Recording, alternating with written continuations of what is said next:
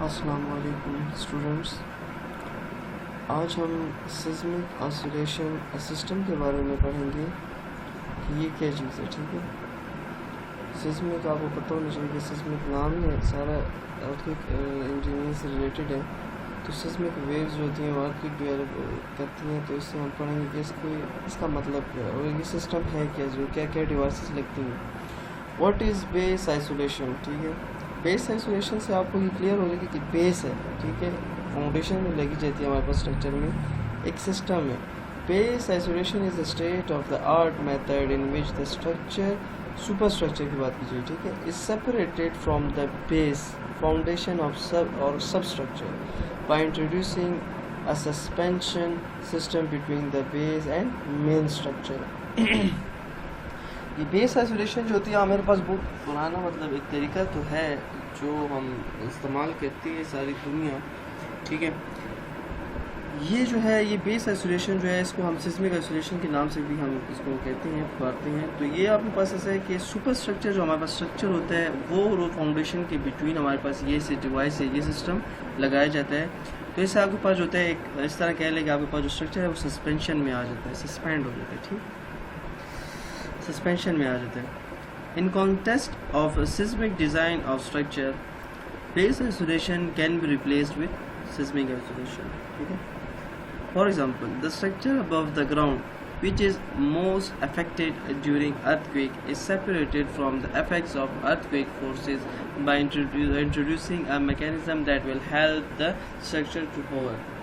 हमारे पास ये एक ऐसा तरीका, ये मैकेनिज़्म है जिससे आपका जो अर्थ, अगर आपकी स्ट्रक्चर जो ज़मीन से ऊपर है, ठीक है, तो ये अर्थक्वेक के इफेक्ट से ज़रा बच के, मतलब ज़रा दूर है, ठीक है, वो उसको अफेक्ट नहीं कर सकता, आपका अर्थक्वेक आपकी बिल्डिंग को अफेक्ट नहीं कर सकता क्योंकि आपके वहाँ पे डिवाइस लगी हुई है नीचे।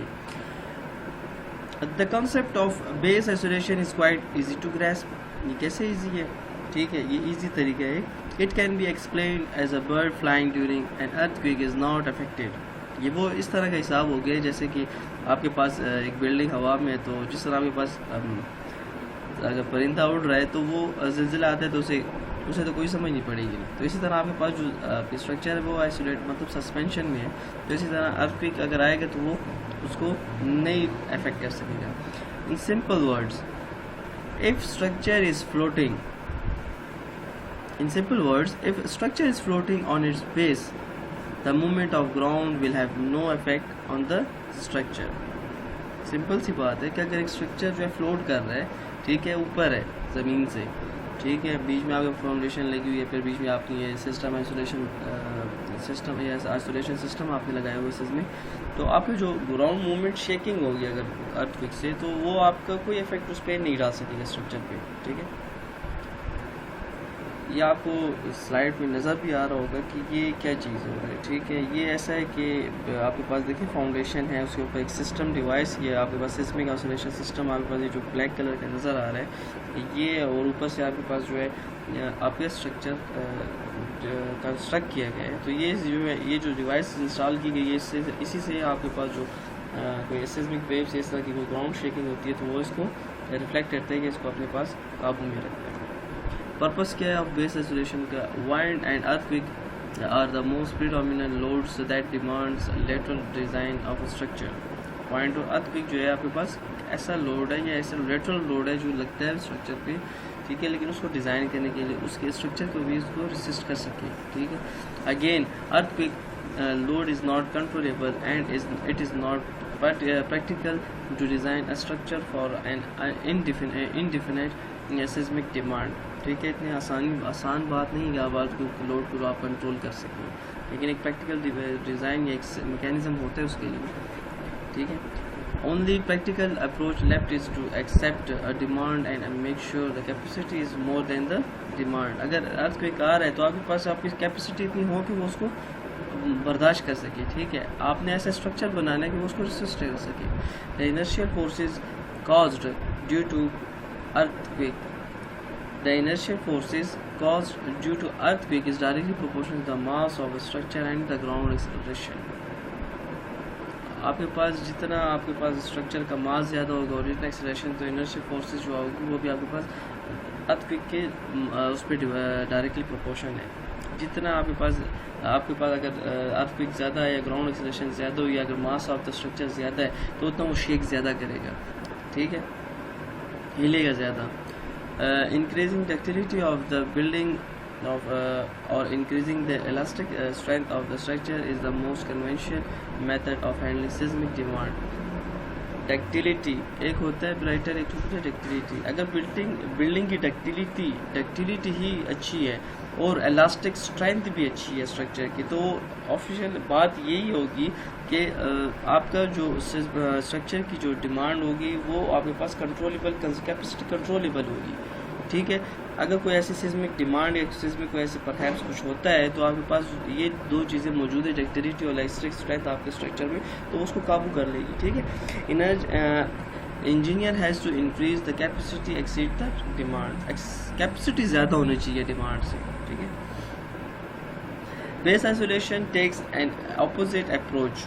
क्या बात है कि अपोजिट अप्रोच है किस चीज़ की? To reduce the seismic demand, to reduce the seismic demand instead of increasing the capacity.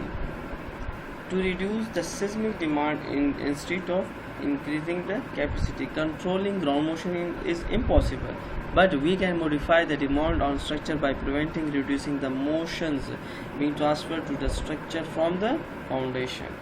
एक बात है कि आप ग्राउंड मोशन में किसी को आप कंट्रोल नहीं कर सकते, वो इम्पॉसिबल है, लेकिन आप ये तो कर सकते हो कि आपका स्ट्रक्चर जो आपने बनाया है उसको आप मतलब आपको उसकी स्ट्रेंथ अच्छी कर सको, ठीक है, उसकी स्ट्रेंथ अच्छी। और बीच में जो आप मैकेनिज्म आप जो कंट्रोल जो मैकेनिज्म इंस्टॉल कर रहे हो, सिस्टम लगा रहे हो, तो उसकी वजह से आपके पास ये दोनों स्ट्रक्चर में काबू आ सकता है। दूसरी स्लाइड है कि principle of base isolation. Base isolation के प्रिंसिपल्स क्या हैं? The basic principle behind base isolation is that the response of the structure or a building is modified such that the ground below is capable of moving without transmitting minimal or no motion to the structure above. आप जब ये base isolation आप लगा रहे हैं, उस पर system install कर रहे हैं, तो आपके पास ये होना चाहिए कि जो ट्रांसमिटिंग जो ग्राउंड मोशन हो कम ट्रांसमिट हो ऊपर की तरफ, स्ट्रक्चर की तरफ, ठीक है। और a complete separation is possible only in ideal system. Complete separation is possible only in ideal system. In a real world scenario, it is necessary to have a vertical support to transfer the vertical loads to the base. Vertical load आपका structure का, तो vertical system ही लगाएंगे कि आप वो base को transfer कर सके वो लोड, ठीक है। The relative displacement of the ground and the structure is zero for a perfectly rigid zero period structure, since the acceleration is induced in the structure is same as the ground of motion. Whereas in an ideal flexible structure there is no acceleration induced in the structure, thus relative displacement of the structure will be equal to the ground displacement. No structure is perfectly rigid और flexible. ये बात तो सही है कि कोई भी structure ना परफेक्टली रिजिड है ना flexible. Therefore the response of the structure will be between the two explain above. क्या बात है, ये दो चीज़ें हैं, मैक्सिमम एक्सेलरेशन एंड डिस्प्लेसमेंट। आपको पता होना चाहिए कि एक्सेलरेशन और डिस्प्लेसमेंट क्या चीज़ है, ठीक है। Maximum acceleration and displacement are the function of earthquake for period 0 to infinity. During earthquakes, there will be a range of periods at which acceleration in a building will be amplified beyond maximum ground acceleration. Displacement होती है और acceleration होती है, तो relative displacement may not exceed peak ground displacement. Peak ground displacement से ये ज़्यादा नहीं होनी चाहिए, ठीक है। Base isolation is the ideal method of Keter.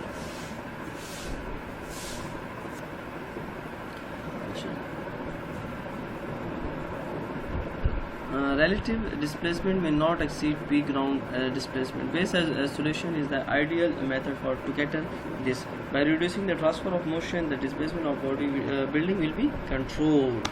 याद रखो, अगर जो आप ट्रांसफ़र कर रहे हो मोशन को वो आपका कंट्रोल है या रिड्यूस है, कम है, तो तो आपकी जो डिस्प्लेसमेंट होगी बिल्डिंग में वो भी कंट्रोल रहेगी और कम रहेगी, ठीक है। डिस्प्लेसमेंट, और आपको मैंने ये बताया था ना जो वर्ड्स आपके पास बिल्डिंग में डिस्प्लेसमेंट होती है या आपके पास जो डिफॉर्मेशन होती है, ठीक है।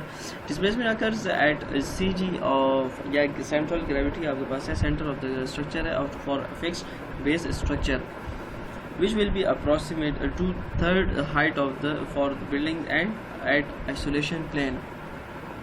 For base isolated structure with lesser displacement within the structure, the response of a base isolation structure and a structure without base isolation can be illustrated as shown in the figure below.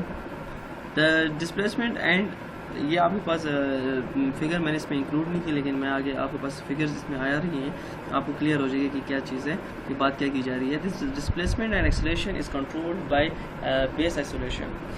अब तीन चीज़ें requirement इसमें requirements है आपके पास isolation system की, एक है flexibility, एक है डैम्पिंग और रेजिस्टेंट टू वर्टिकल और द अदर सर्विस लोड, ठीक है। रिक्वायरमेंट्स क्या चीज़ें आपको बेस आइसोलेशन के आपकी रिक्वायरमेंट्स में पता हो जाए कि फ्लेक्सिबिलिटी कितनी है आपके पास, डैम्पिंग है, जो डैम्पर्स आपके पास लगाए जाते हैं डैम्पिंग से आपको ये रिक्वायर्ड होता है, रेसिस्टेंट टू वर्टिकल लोड, ये आपकी रिक्वायरमेंट्स हैं, या अदर सर्विस जो लोड्स होते हैं। टाइप ऑफ बेस आइसोलेशन, अब बेस आइसोलेशन की टाइप्स कितनी है, इसमें कुछ टाइप्स हैं, इसका जिक्र किया कि मैं आपको बताता हूँ कि आपको क्लियर हो जाए कि कौन से सिस्टम्स लगाए जाते हैं, डिफरेंट काइंड्स ऑफ सिस्टम्स लगाए जाते हैं।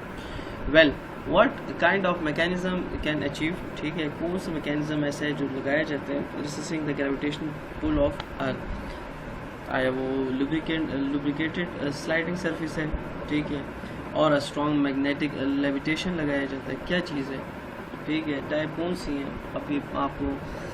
These might sound right but are not the right engineering solution. It should be a system which is capable of restraining the structure under strong gust of winds and gravitational pull.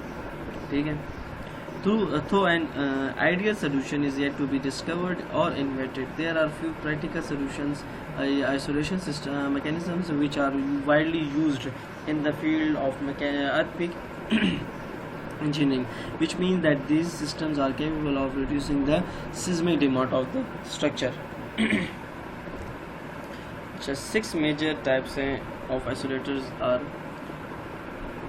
पहले है आपके पास elastomeric rubber bearings formed of horizontal layers of synthetic and or natural rubber in thin layers bound between the steel plates. ये आपके पास आगे picture है, इसमें ये जो ब्लैक कलर की आपको नज़र आ रही है बेयरिंग है, इसमें ये स्टील प्लेट्स के अंदर आपके पास रबर जो सिंथेटिक फाइबर्स बीच में डाले गए, ठीक है, sorry.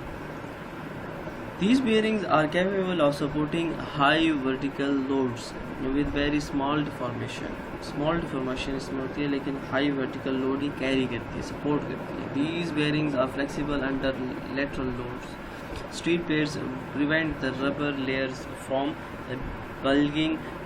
Lead cores are provided to increase the damping capacity, as plain elastomeric bearings does not provide a significant damping, ठीक है। They are usually soft in horizontal direction and hard in vertical. Soft in horizontal and hard in vertical. आपके पास ये picture में आपको नज़र आ रहे black जो आपके पास है, ये लैमिनेटेड रबर बेयरिंग है, सुपर स्ट्रक्चर साइड ऊपर की तरफ है, ग्राउंड नीचे की तरफ है, और स्टील बार्स बीच में प्रोवाइड किए गए हैं, डैम्पर्स जिसे कहते हैं, जो डैम्पिंग का मैंने आपको लेक्चर बताया वो डैम्पर्स हैं, ठीक है।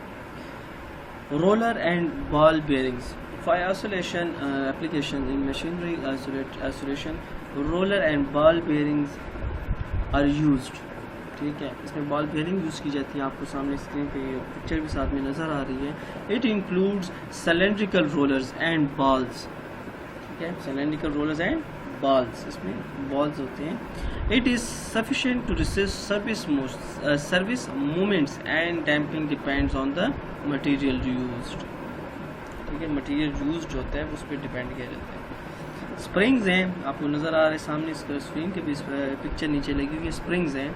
Steel springs are mostly like use in mechanical application that in roller bearings, ठीक है। It is not adapted in structure application because it is flexible in both vertical and horizontal direction में, दोनों उसमें soft है, लेकिन ये ज़्यादातर छोटी बिल्डिंग्स में होते हैं, बड़ी बिल्डिंग्स में नहीं लगाया जाता क्योंकि ये दोनों तरफ से सॉफ्ट है।